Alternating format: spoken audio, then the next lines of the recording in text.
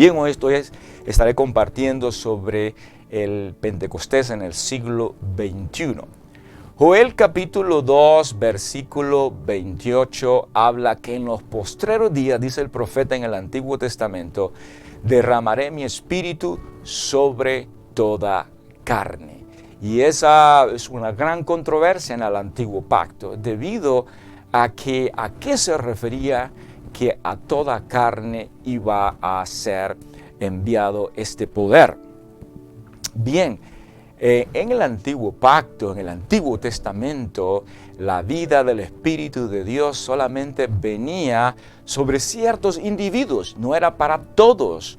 Así es que vemos algunos profetas haciendo obras sobrenaturales, algunos recibiendo inspiración para ver alguna visión profética, como el profeta Ezequiel, ¿verdad? Vemos algunos jueces, algunos hombres o héroes de la fe, como Gedeón y otros, haciendo grandes proezas, grandes demostraciones de poder, pero solamente era sobre individuos que venía de repente el Espíritu de Dios.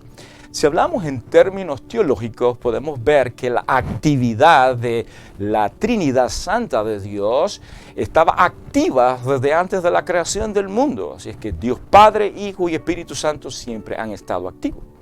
Pero bien, sabemos nosotros que Dios hablaba perfectamente con el hombre ahí en el huerto del Edén, y algunos dicen que el Edén era un símbolo o algo que podía referirse o podía ser un santuario en sí mismo, donde Adán era un sacerdote. Allí hablaba directamente con Dios, pero fue expulsado de ese santuario, ¿verdad?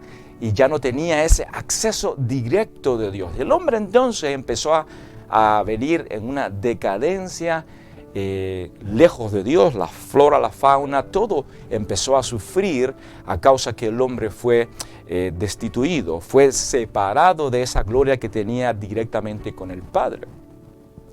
A lo largo del tiempo, Dios se fue manifestando sobre ciertos hombres y algunos empezaron a tener ciertas inspiraciones, como decía yo, revelaciones. Así que la Trinidad, Dios Padre e Hijo, aunque todavía el Hijo no había sido manifestado, siempre habían estado activos.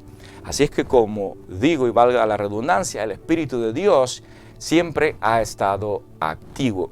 Podemos ver desde el Génesis, la Biblia dice que el Espíritu de Jehová el Señor se movía sobre la faz de las aguas. El Señor dice, vamos y hagamos al hombre. ¿Con quién estaba Dios hablando? Así es que allí la Trinidad estaba activa. Pero Dios quería derramar su Espíritu. Hay una promesa en Joel capítulo 2, versículo 28. En otra ocasión Dios promete que vendrá un día en que Dios pondrá su espíritu dentro del hombre y transformará su corazón de piedra en un corazón de carne. Y ya Él no escribirá en tablas, sino en la tabla de sus corazones. Gloria al Señor. Para los judíos, poder pensar que el Espíritu de Dios o la bendición de Adonai podría ser para todas las naciones era un concepto muy difícil de ellos entender. Quien trajo más entendimiento de esto fue nuestro Señor Jesucristo, aleluya, cuando Él dice ir y predicar este evangelio a toda criatura. Gloria al Señor. Hay una actividad espiritual que comienza a suceder en el Antiguo Pacto y es la actividad y el poder sobrenatural de Dios allí en el templo.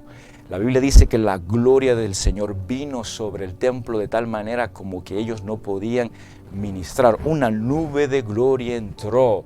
Aleluya. Y habían levitas, habían sacerdotes, habían personas específicas que podían entrar a ese santuario de Dios. Y una vez al año, en el día de la expiación, en inglés dicen The Atonement Day, en ese día especial en el calendario de ellos, había el sacerdote entrar en el tercer lugar del tabernáculo o templo de Dios para allí pedir perdón por los pecados. Y la gloria del Señor descendía sobre aquel lugar y había una manifestación espiritual. Podemos decir que la pérdida de de esa cercanía que Dios tenía para con el hombre que había perdido en el Edén. Ahora Dios le da la oportunidad al hombre de poder estar cerca de Él nuevamente, hacer por esa actividad que había en ese templo o tabernáculo, donde por medio de sacrificio, gloria al Señor, ahí vemos también el simbolismo de Cristo siempre en el medio como dador o mediador para el poder de Dios o el Espíritu Santo estar en nosotros. Así es que eso pasaba en el Antiguo Pacto. Vimos entonces que la Trinidad está activa desde el Génesis, desde antes de la creación del mundo, que el Espíritu de Dios se ha movido por ciertos individuos recibiendo inspiraciones, recibiendo poderes sobrenaturales en el Antiguo Pacto, pero sobre individuos, no sobre todos, porque el hombre todavía no se había convertido en una morada o casa permanente del poder de Dios. Entonces Dios dice que vendrá un día en que el Espíritu de Dios vendría sobre toda carne. Y el profeta lo promete, el profeta Joel profetiza que en los últimos días, bien, algunos dicen que los últimos días pueden haber sido los días de Cristo y la iglesia primitiva, pero yo sigo creyendo que el mover del Espíritu Santo en la iglesia primitiva es un primer mover o unos primeros frutos, una primer cosecha del gran mover de Dios sobre la tierra. Pero en el siglo XXI, en el tiempo que estamos, en el tercer día en el calendario profético, podemos decir así, que habla Osea capítulo 6, yo pienso que estamos en un momento crucial de la historia. Es cierto, la ciencia ha aumentado, la violencia está a flor de piel por los cielos, el hombre cada día está apagando su amor, volviéndose renuente a las cosas de Dios, y vemos cómo hoy en día los valores morales se están perdiendo. Muchos aún en las iglesias no quieren recibir un mensaje divino, y cada día el mundo está dentro de la iglesia. En vez de nosotros convertir al mundo, el mundo está de alguna manera influenciando los pensamientos, la doctrina, las formas de la iglesia. Pero ¿sabe qué? No toda la iglesia del Señor. Yo sé que hay un remanente que ama a Dios, que ama a Cristo, que todavía desea la manifestación del poder de Dios. Pese a que a eso está sucediendo, amado hermano, yo sigo creyendo que también está la promesa que en los últimos días, en los días que más necesitaríamos, porque ¿qué más puede quebrantar todas estas violencias, corrupciones en los gobiernos, decadencia de las culturas, y vemos los problemas que hay en la atmósfera y en la naturaleza? Así es que vivimos tiempos caóticos. Algunos están vendados y cegados que no lo pueden ni ver debido a su pecado mismo. Pero en medio de todo eso, hay una gran promesa que en los últimos días Dios también iba a levantar un remanente. Dios iba a levantar una iglesia en doxos, una iglesia gloriosa. Dice la Biblia que Él vendría por una iglesia sin mancha y sin arruga. Gloria al Señor. La versión allí en Efesios habla que Él vendría por una iglesia en doxos, una iglesia gloriosa. Algunos tienen la idea que el Señor va a venir a rescatar a la iglesia del caos en el que está, porque ella no puede vivir en ella.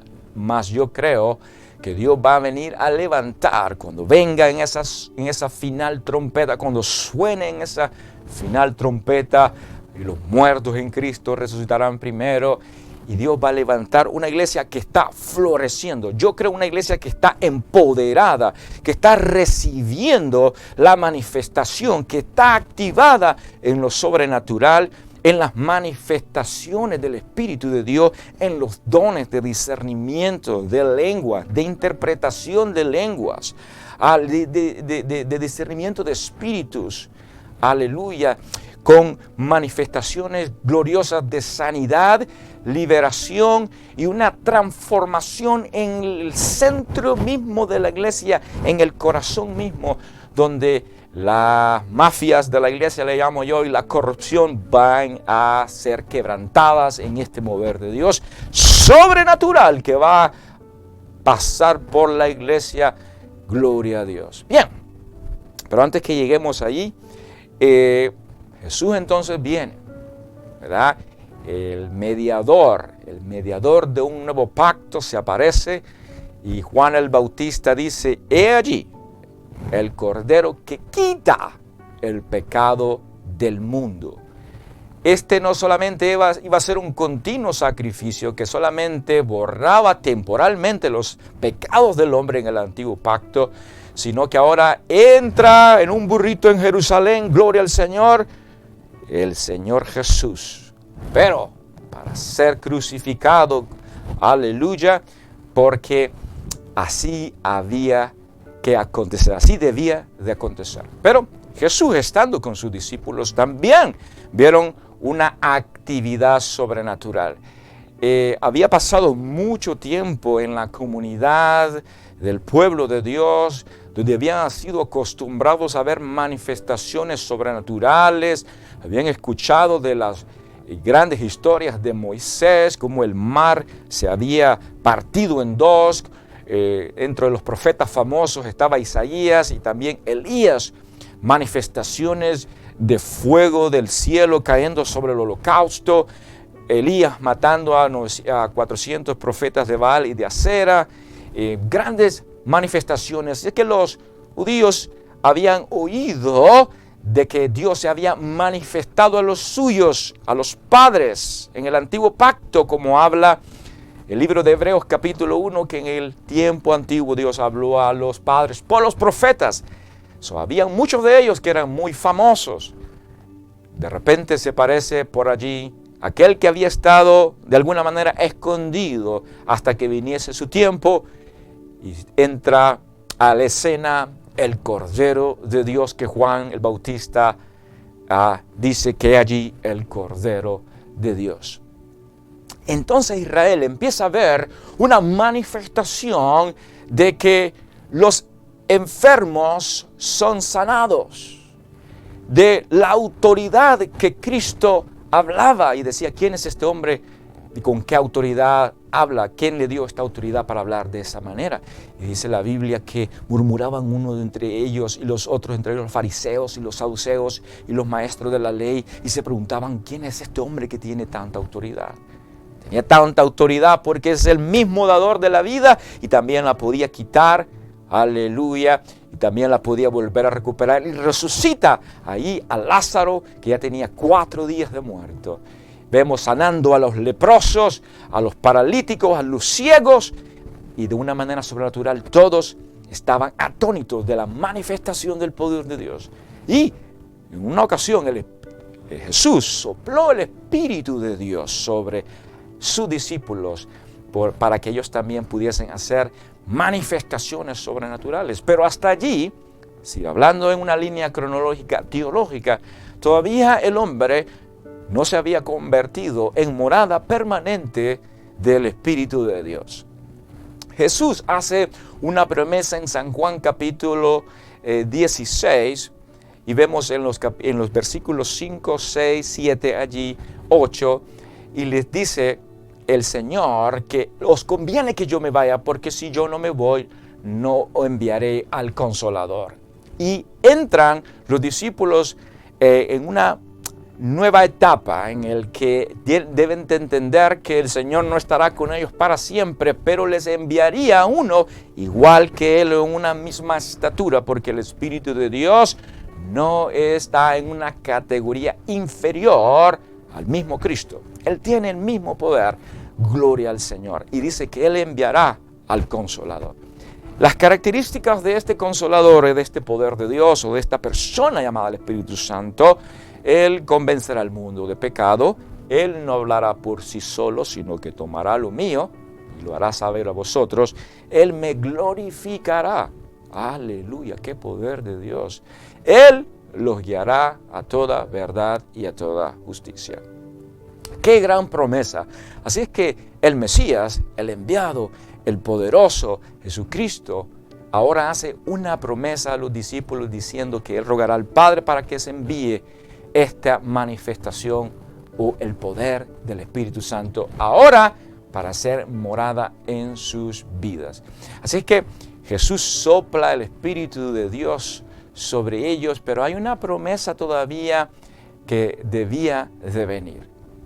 Y pues Jesús, quiero que veamos un cuadro teológico de lo que está sucediendo en esto de la promesa del Espíritu Santo y en cómo el hombre se convierte en casa de Dios. Cuando Jesús está en el Gólgota, cuando Él está allí diciendo las famosas 7 palabras, aleluya, Elí, Elí, lama sabactani, Padre mío, ¿por qué me has desamparado? Tengo sed, consumado es, en tus manos encomiendo mi espíritu.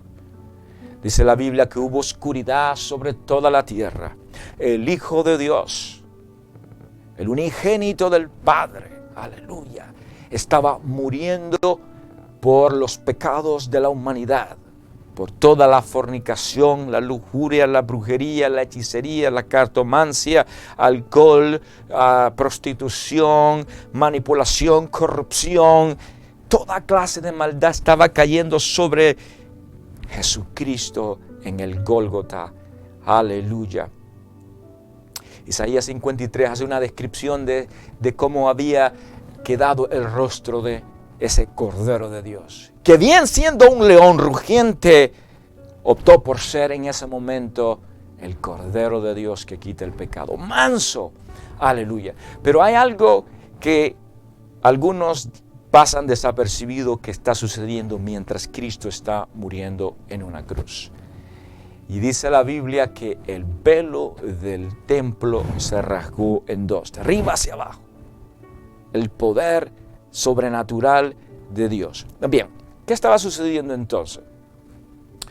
Recordemos unos días antes de esa crucifixión, en ese ministerio de nuestro Señor Jesucristo, en esos 3 años de actividad sobrenatural de nuestro Señor Jesucristo, predicando y enseñando la palabra del Señor. Aleluya. Él había dicho en el templo, ¿se acuerdan? Cuando entró allí en el día de la Pascua, cuando entró a Jerusalén, en uno de esos días, el Señor entra al templo y volca las mesas y ¿verdad? Regaña a los que están allí y dice que habéis convertido la casa de oración en cueva de ladrones, porque allá habían cambistas y había muchas cosas que estaban sucediendo internamente. El gobierno espiritual, podía decirse, se había corrompido, ¿verdad? El hombre estaba más enfatizado en lo exterior, ¿verdad? Por eso Jesús les dice a los fariseos hipócritas que parecen sepulcros blanqueados por fuera, pero por dentro llenos de huesos de muertos. Y él había descrito, había visto lo que estaba sucediendo en el corazón de Israel, en que ahora ya no era algo espiritual el sacrificio a Dios, sino algo completamente de apariencia, algo externo, algo como un sacrificio continuo. Por eso la Biblia dice en el Antiguo Pacto que Él prefiere la obediencia más que el sacrificio. Así es que nosotros podemos ir todos los días a la iglesia, podemos incluso ayunar, podemos ofrendar, podemos hacer obras buenas, pero si en nuestro corazón no hay rectitud y si no nos convertimos al Señor de verdad y de todo corazón, nosotros no podemos hacer un canje, un reemplazo, un exchange, dicen en inglés, un intercambio de pensar que por nuestras obras buenas vamos a convencer a Dios. No estamos diciendo que dejemos de hacer las obras buenas, sí que también nuestro corazón no se corrompa y se vuelva, ¿verdad?, un corazón duro y renuente a la voluntad perfecta de Dios. Que cuando tengamos que perdonar, no importa que hagas obras buenas, a que vayas a la iglesia. Gloria al Señor. Así es que volviendo al tema, el Señor había tenido esa actividad allí en el templo, donde Él se la mantenía mucho, allí enseñando la palabra del Señor. En otra ocasión, Él hace referencia que 46 años se han tardado en construir este templo, que en el tiempo de Jesús era el templo de Herodes, que era un embellecimiento de lo que era el templo de Salomón, que luego vino a ser el templo de Zorobabel o de Geo, ¿verdad? Y que pues en tiempo de Jesús el templo de Herodes, que se habían hecho algunas extensiones. Así es que ese templo, el Señor se refería que Él lo podía volver a construir en 3 días, ¿verdad? Qué tremendo, tremendo eso de los 3 días. Bien, entonces ese templo donde Dios se manifestaba, donde oficialmente era la casa donde los pecados del hombre eran perdonados, ahora Dios dice que Él ya no habita en casas hechas por manos de los hombres. Hay algo que está pasando en ese trasfondo. Hay algo que se está conectando. Hay algo que se está gestando en la cronología de la redención de Dios para el hombre. En pocas palabras, en el cumplimiento de las promesas de Dios. Qué tremendo eso, que ahora el hombre podía tener contacto directo con Dios. Imagínense, antes el hombre podemos decir así, podía depender de la mediación de un sacerdote con Dios, ¿verdad? Como algunas iglesias todavía hasta el día de hoy lo predican o lo enseñan, que necesitan hombres mediadores para que hablen con Dios. ¡No! La Biblia dice que estando Jesús en el madero, el velo del templo se rasgó en 2. ¿Qué significa esto? Muy importante. Porque nos da a entender que a través de la sangre que vertió Jesús, por la expiación, por tus pecados y por mis pecados, Él estaba lavando la sangre, aleluya, lavando nuestros pecados por su sangre. Y debido a la expiación y al sacrificio que el Padre aceptó diciendo, este es el sacrificio perfecto, este es el sacerdocio ordenado según el orden de Melquisedec. Este es el verdadero Cordero y único Cordero perfecto. Este es mi Hijo amado en quien tengo complacencia. Así que Jesús en la cruz nos da a nosotros la oportunidad de ahora, Él nos lleva de la mano directamente al lugar santísimo y nos hace participante. Por eso la Biblia dice en Hebreos ahora que entremos confiadamente al trono de la gracia para alcanzar misericordia y gracia por el oportuno socorro.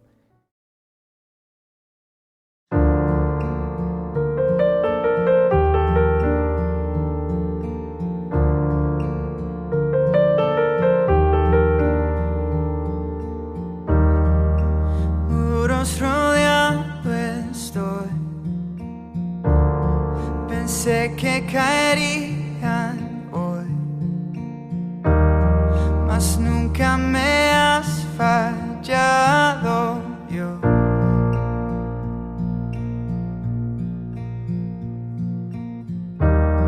La espera terminará, sé que has vencido ya. Nunca me has fallado, Dios.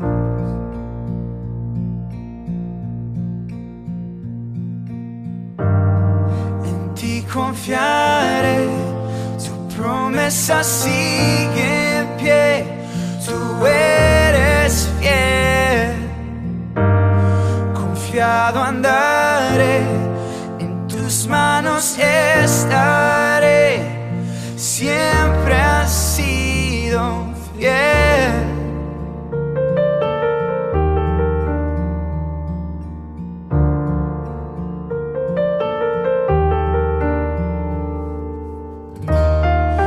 La noche acabará, tu palabra se cumplirá. Mi corazón te alabará.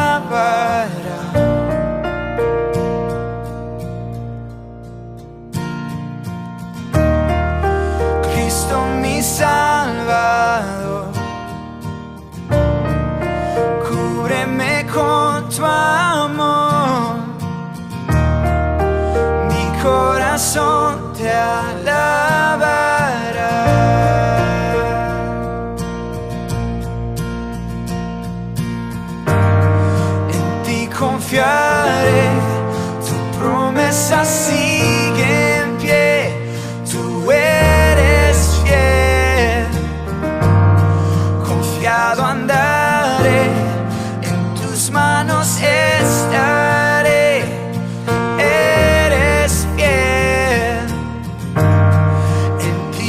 confiaré, tu promesa sigue en pie, tú eres fiel.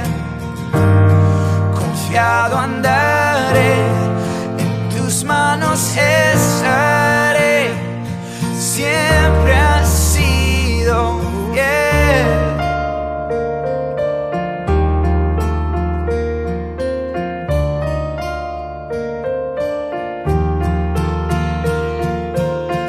Yo sé que tú mueves montañas, yo creo en ti, sé que lo harás otra vez. Abriste el mar en el desierto, yo creo en ti, sé que lo harás otra vez.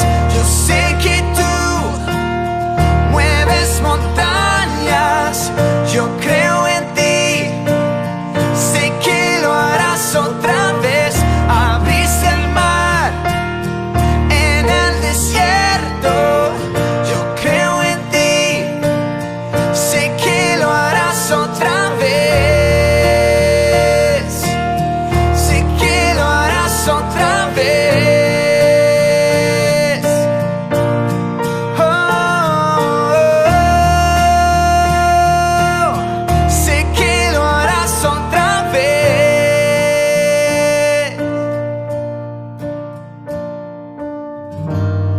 En ti confiaré, tu promesa sigue en pie, tú eres fiel.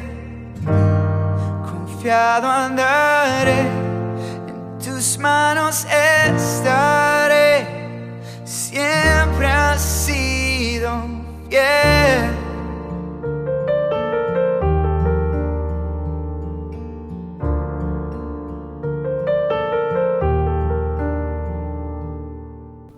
¿Qué acusaciones el diablo está trayendo a tu mente? Te está diciendo que no mereces ser usado por Dios porque no tienes los recursos ni los méritos ni eres moralmente capaz. Pero ¿sabe qué? Los recursos los tuvo Cristo, moralmente capaz y perfecto fue Jesucristo, y toda culpabilidad Jesús la clavó en el madero diciendo: consumado es. El acta del decreto fue clavada en la cruz y nuestros enemigos allí fueron exhibidos públicamente. Así es que la Biblia dice que los que aman a Dios, todas las cosas le ayudan para bien y no hay ninguna condenación para los que hemos creído en nuestro Señor Jesucristo. Bien, pero hablando de Pentecostés, gloria al Señor, el velo del templo se rasgó en dos. Algo está pasando en el mundo espiritual. Ahora ya una casa, esa casa que tuvo un terremoto, dice la Biblia, ¿verdad? Y habían algunas cosas que pudiesen haberse destruido, o algunas quebradas en las murallas, pero le venía una sacudida más fuerte, porque Jesús dijo: no quedará piedra sobre piedra. ¿Y qué pasó? En el año 70 después de Cristo, los romanos, el imperio romano, invadió Jerusalén y destruyeron el templo, y se cumple la profecía de nuestro Señor Jesucristo, que no quedaría piedra sobre piedra. ¿Por qué? ¿Qué se está gestando? Bien, Hechos capítulo 2.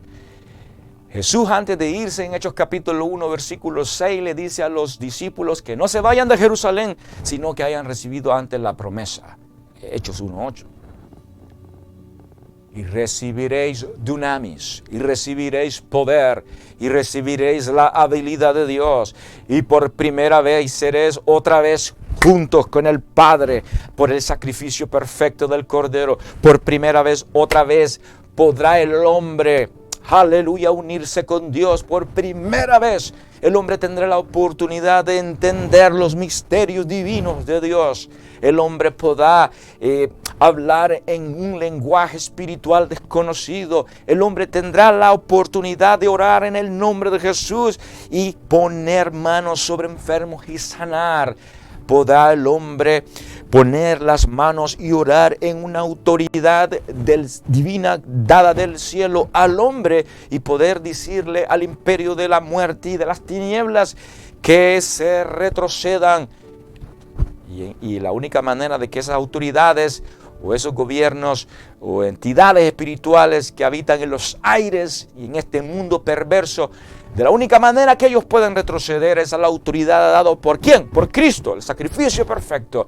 Yo te digo en esta hora, cualquiera sea la opresión, cualquiera sea la manifestación espiritual que estés pasando, yo te digo en esta hora, vuelve a decir dichos como: Satanás, la sangre de Cristo sea contra ti.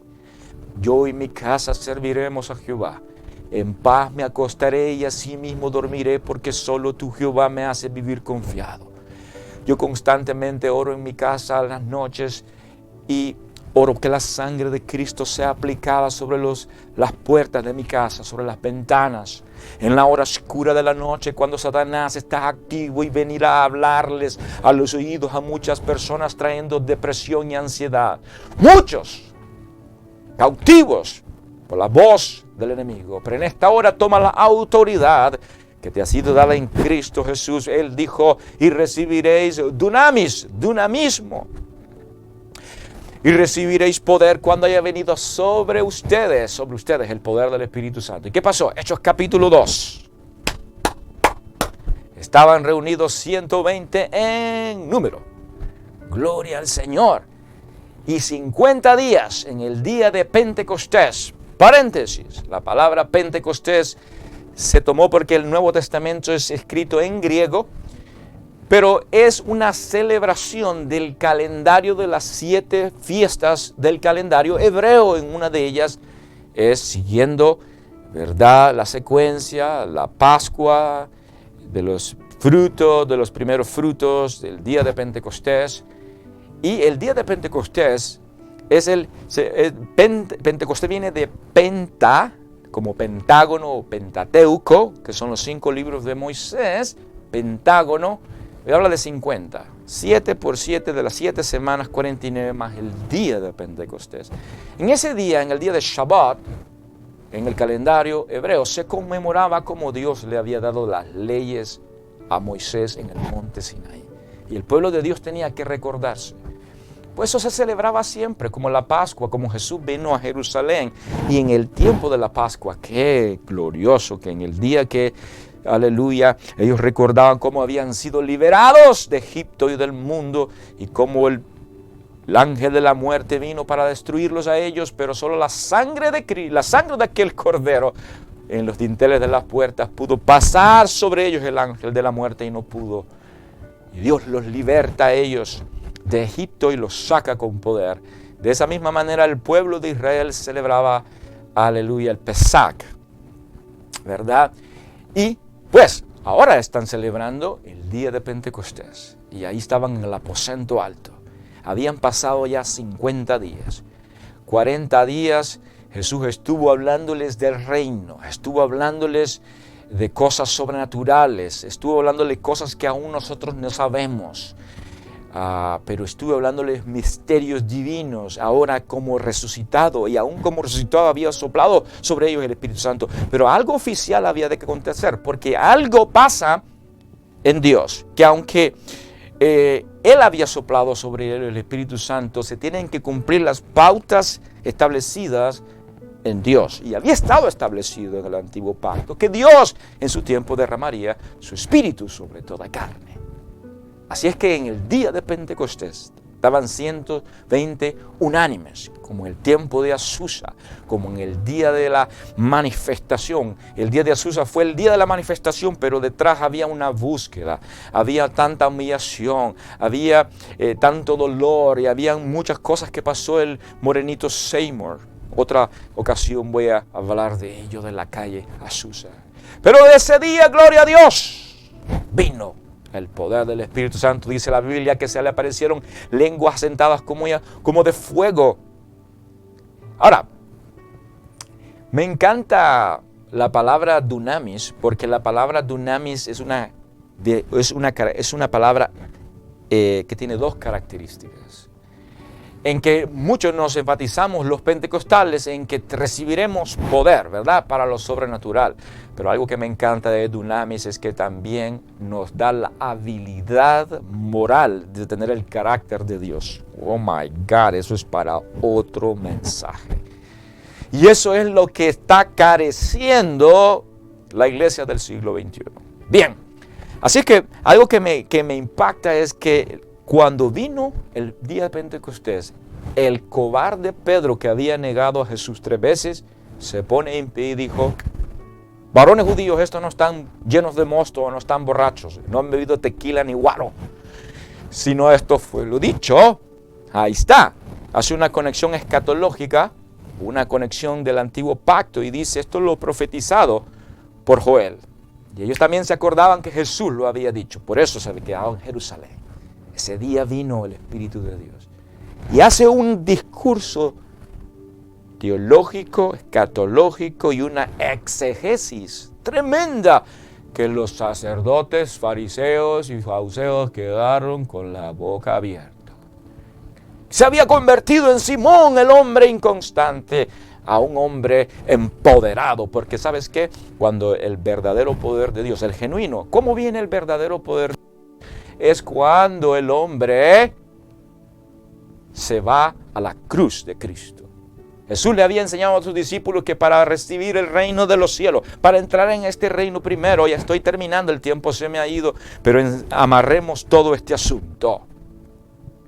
Gloria al Señor. Jesús les había dicho que habían de tomar su cruz y negarse a sí mismos. Jesús les había enseñado: no habéis podido orar una hora tan siquiera conmigo. Oráis para que no caáis en tentación.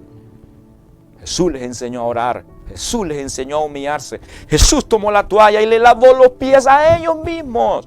Él les enseñó: dejen de pelearse de quién quiera ser el más grande, porque el más grande en mi reino no es como los del mundo, en el cual todos se pelean por quién quiere ser el más grande y buscan las influencias del hombre y manejan asuntos y los arreglan de la manera que ellos salgan sobresalientes. Aquí no se juega de esa forma. Aquí, para alguien que quiera ser grande, venga usted, chiquito, venga a ser como este niño. Y el más pequeño, entonces, será el más grande en mi reino. Jesús les había enseñado a ellos la forma de recibir Pentecostés, la forma de recibir el poder genuino sobrenatural. Una de las características que yo veo de la iglesia primitiva es su conversión. Cosa que algunos dicen tener la manifestación del poder de Dios, pero veo cultos y manifestaciones del Espíritu de Dios sin primero mencionar ni tan siquiera a Cristo.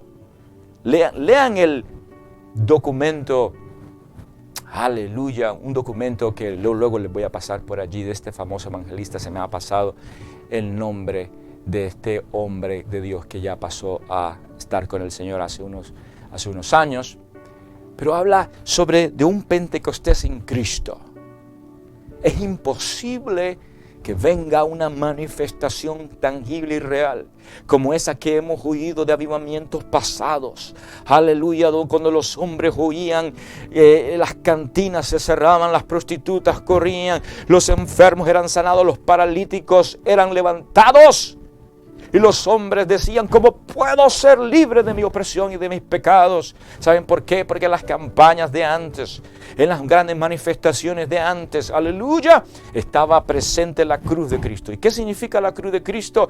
Muchos predicadores no quieren hablar de Cristo. El verdadero mensaje central de la cruz es: niégate a ti mismo, toma tu cruz y sígueme, vive en santidad.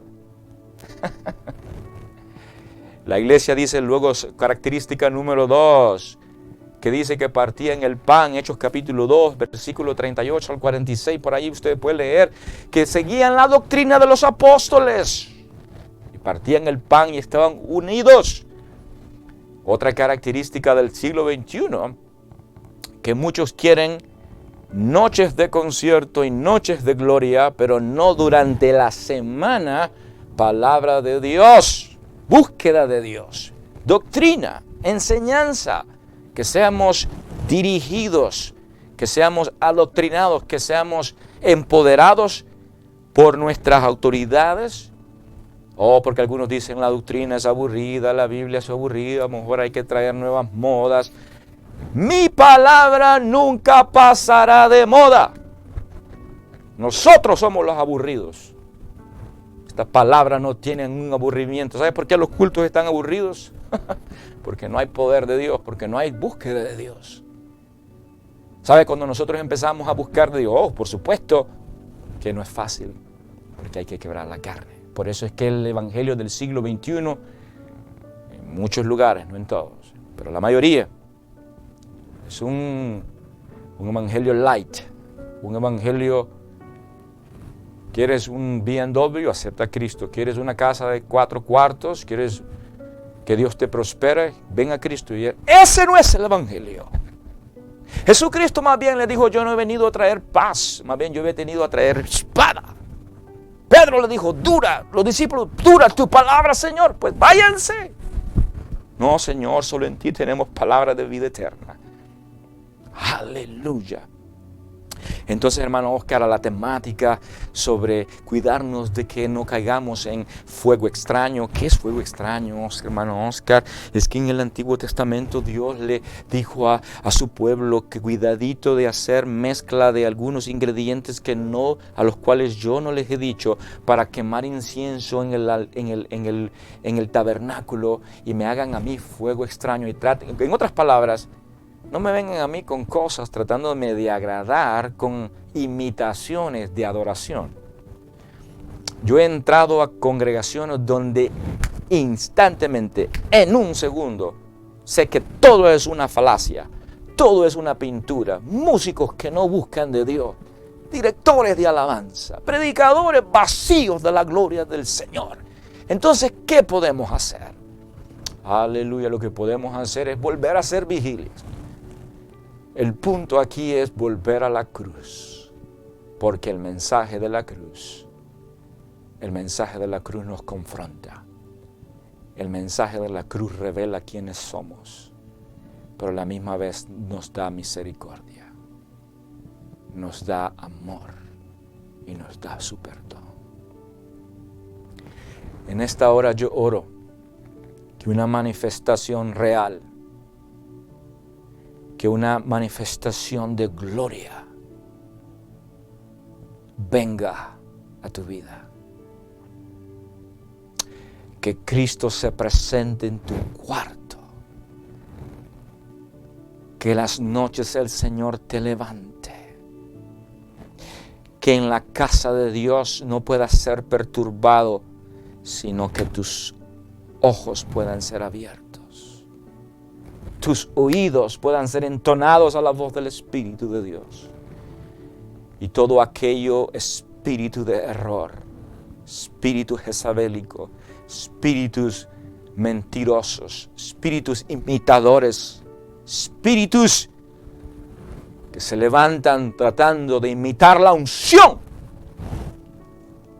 sean quebrantados. Todo aquello que influencia a toda persona que vea esta transmisión o video, todo aquello que ha influenciado tu vida a esas manifestaciones que se están moviendo en la atmósfera de este tiempo, se destruyen en el nombre de Jesús. Y yo oro para que la capacidad de Cristo, la habilidad del cielo, el Espíritu de Dios genuino, el neuma, el ruaj, el soplo divino, el que nos guía a toda verdad y a toda justicia, el que nos enseña como un espejo quiénes somos, pero a la misma vez nos da amor y misericordia y nos levanta, nos activa, nos transforma. Aleluya, yo declaro que eso se mueve en tu corazón, en tu vida, en tu iglesia, en tu ministerio. Yo declaro que se activa los dones genuinos de Dios, no imitaciones o fuegos extraños, no forzar los dones, no tratar de impresionar a la gente con nuestros